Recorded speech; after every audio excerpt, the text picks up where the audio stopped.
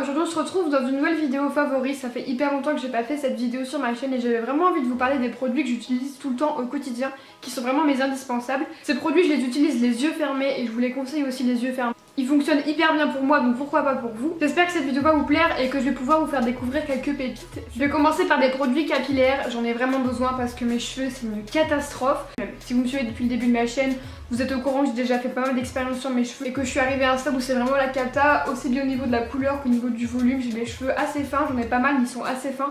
Du coup j'ai vraiment du mal à avoir une jolie masse. Et ce qui m'aide à avoir un minimum de volume, c'est les shampoings Seik. J'en ai reçu 5 de chez Baptiste de la part de la plateforme Influence for Brain et honnêtement j'ai pas eu besoin de les recevoir gratuitement pour savoir que c'est vraiment mes favoris. Je les utilise depuis des années et des années. Dès que j'ai besoin de shampoing sec, je me dirige vers eux. J'ai reçu 2 nouveautés en grand format. La première c'est la Golden Rose, j'aime trop la bouteille, je la trouve magnifique et du coup comme son nom l'indique, il est à la rose. C'est assez délicat, franchement j'aime plutôt bien. La deuxième nouveauté c'est le nude, là pour le coup c'est vraiment une odeur de propre et de frais qui est assez discrète. J'en ai reçu 3 en format voyage et ça mais c'est génial, ça peut vraiment vous sauver la vie quand vous êtes en week-end ou même quand vous êtes en cours et que vos cheveux sont crades ou n'ont plus de volume, c'est vraiment génial.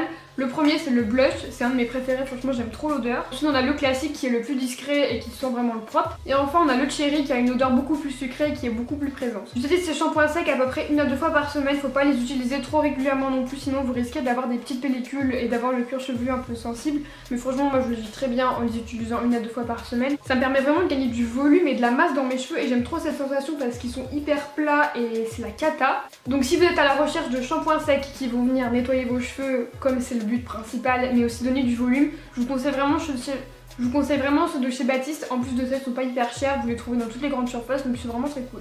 Maintenant on va passer au maquillage, ma partie préférée. Le premier produit dont je voulais vous parler c'est un fond de teint de chez Lancôme. Je le porte pas aujourd'hui parce qu'en fait je suis un peu mitigée sur ce fond de teint. Je voulais vous en parler parce que d'un côté j'ai un gros coup de cœur sur le fini mais il y a un bémol énorme sur ce fond de teint, c'est la teinte. Moi j'ai la teinte 10, quand on regarde comme ça on pourrait penser que la teinte est vraiment parfaite. Mais pas du tout. Quand je l'applique sur mon visage, le fini est magnifique. Mais genre vraiment c'est l'un des plus beaux fonds de teint que j'ai. Un fini très lumineux, il est pas du tout mat. Moi qui ai la peau sèche, je recherche pas du tout un fini mat, au contraire. Je cherche vraiment un fond de teint qui donne de l'éclat au teint et celui-là le fait vraiment très bien. Il y a des petites nacres à l'intérieur, il est vraiment magnifique. Mais la teinte les gars, quand on l'applique c'est vraiment bien, c'est vraiment la teinte parfaite pour mon visage. Mais 5 minutes après, c'est orange quoi. Ce fond de teint il s'oxyde mais d'une manière, c'est horrible. C'est vraiment un gros bémol pour ce fond de teint parce que là en ce moment je peux pas l'utiliser en fait. Quand je l'applique, la teinte est parfaite mais au bout de 5 minutes je suis orange quoi. Donc c'est vraiment pas beau, c'est pas possible. Donc je vais le garder pour cet été, je pense qu'il sera très très bien parce qu'il est vraiment léger, on le sent pas du tout sur la peau. Ce produit est un favori pour son fini, il est magnifique mais la teinte que j'ai ça va pas parce qu'il s'oxyde. Donc si jamais vous voulez tester ce fond de teint, je vous le conseille parce que le fini est magnifique. Mais pour les teintes, faites vraiment attention, essayez de prendre une voire 2 teintes en dessous de la vôtre parce qu'il s'oxyde mais à mort. Ensuite toujours pour le teint, d'ailleurs en ce moment j'adore maquiller mon teint. Avant c'était une étape que je faisais un peu à la va-vite mais maintenant j'aime trop prendre mon temps pour le faire. J'utilise la Shade and Light de chez Kat Von D, pas forcément pour les teintes de contouring qui sont juste ici, mais comme vous pouvez le voir pour les 2 teintes les plus claires qui sont des poudres de finition en fait. De base c'est pour illuminer le teint, mais moi du coup vu que j'ai la peau sèche, je les utilise comme poudre de finition pour poudrer mon fond de teint, mon anti-cerne, etc. Ce sont des poudres qui sont hyper fines et qui sont imperceptibles. Et comme j'arrête pas de vous le répéter depuis le début de cette vidéo, j'ai la peau sèche et elle ne marque pas du tout les zones de sécheresse, ni sur le contour des yeux, ni autre part sur le visage.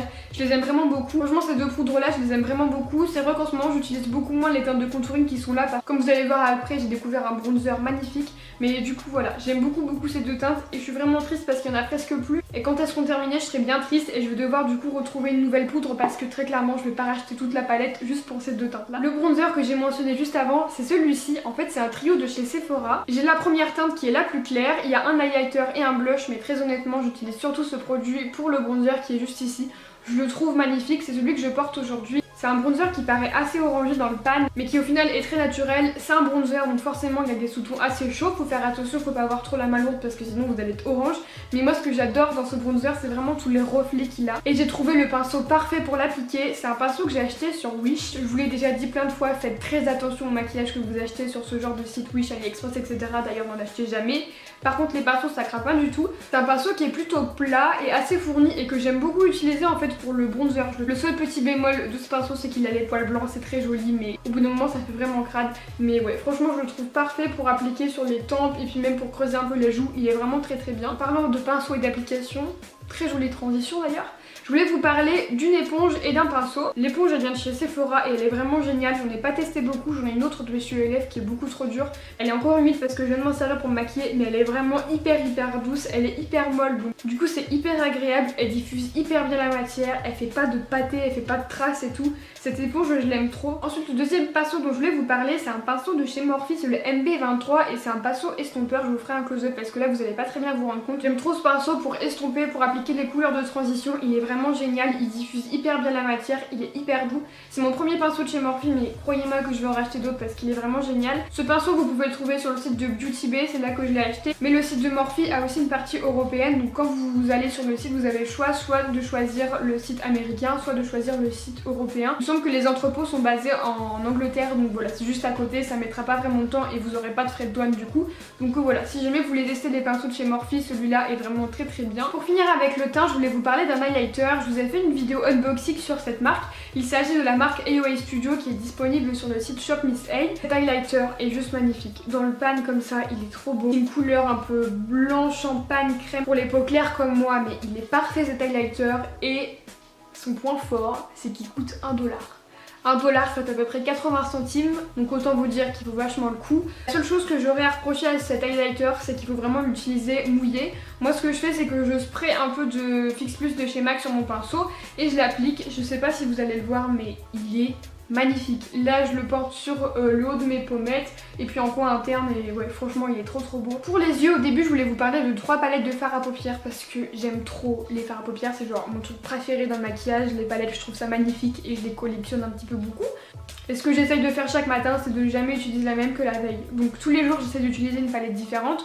Forcément il y en a certaines qui sortent du lot, mais je peux pas vous montrer la palette que j'ai le plus utilisée au mois de février ou au mois de janvier parce que je jongle tout le temps. Donc ce que je vous propose, c'est de vous faire une vidéo soit sur toutes mes palettes, comme ça je vous les présente toutes, je vous donne les points forts, les points faibles de chacune et voilà. Ou alors je vous fais une vidéo avec mes 5 palettes favorites et les 5 que j'aime le moins, ou voilà. N'hésitez pas à me dire en commentaire si vous voulez que je vous fasse une vidéo de ce style là, mais voilà, j'ai énormément de palettes. Je pouvais pas trop toutes vous les montrer dans cette vidéo, mais n'hésitez pas à me dire en commentaire si vous voulez que je fasse une vidéo dédiée ou un top 5 ou je ne sais quoi. Mais pour les yeux, je voulais quand même vous présenter ce mascara, je vous en ai parlé sur Instagram d'ailleurs, n'hésitez pas à aller me suivre sur Instagram. Du Cinescope de chez Sephora et j'adore ce mascara. Je l'utilise avec une base pour mascara et il est vraiment génial. Il a une brosse en picot comme j'aime, il tient super bien la courbure, il allonge les cils, il donne du volume, il fait vraiment tout ce que j'aime. Le packaging est vraiment hyper joli et voilà, franchement j'aime trop ce mascara. Et pour terminer cette vidéo favori, je ne pouvais pas ne pas vous parler de rouge à lèvres. C'est une palette que j'ai reçue Urban Decay. Regardez-moi le packaging où il y a plein de traces de doigts, mais c'est violet tout en miroir comme ça, j'adore. Donc c'est une palette de la gamme Vice et c'est la Metal Meets Matte. Donc quand on l'ouvre elle se présente comme ça, je vais vous faire un close-up parce que là à part vous éblouir vous voyez pas grand chose. Il y a une petite trappe, je sais pas, un couvercle. Et ensuite vous avez les rouges à lèvres. Donc les rouges à lèvres qui sont en haut, en bas pour vous mais vous m'avez compris, sont métalliques et ceux qui sont au-dessus sont mat et j'adore ces rouges à lèvres. J'avais vraiment envie de tester une palette de rouge à lèvres de ce style là parce que j'étais vraiment intriguée par rapport à la texture qu'ils pouvaient avoir et aussi à l'application. Ils sont hyper crémeux, donc les métalliques sont vraiment hyper brillants avec tout plein de paillettes. Les mat, même si la texture est vraiment crémeuse, ils sont hyper mat et ils tiennent mais hyper bien. Et en ce qui concerne l'application, il y a un petit pinceau qui est fourni à l'intérieur et il est rétractable. Donc c'est vraiment hyper pratique pour l'emmener dans une trousse ou pour le mettre dans la palette. Et il est hyper précis, donc ça permet vraiment de faire un joli contour des lèvres et puis après de venir remplir. Donc je vois que des points positifs pour cette palette. Après peut-être que le point négatif ce serait son prix parce que voilà, c'est une palette qui vient sur Urban Decay, c'est une jolie marque donc ouais. Forcément un prix un peu élevé mais franchement je trouve qu'elle vaut vachement le coup si vous aimez les rouges à lèvres. Donc voilà, j'espère que cette vidéo favori beauté vous aura plu. N'hésitez pas à me dire en commentaire si vous voulez que je vous fasse cette vidéo un peu plus régulièrement, je sais pas, tous les 2-3 mois pour vous montrer un petit peu les nouveautés que j'ai découvertes et que j'aime. N'hésitez pas à me dire en commentaire quels sont vous vos favoris de tous les temps, les produits que vous utilisez les yeux fermés et que vous aimez énormément. J'espère que cette vidéo vous aura plu, je vous fais plein de bisous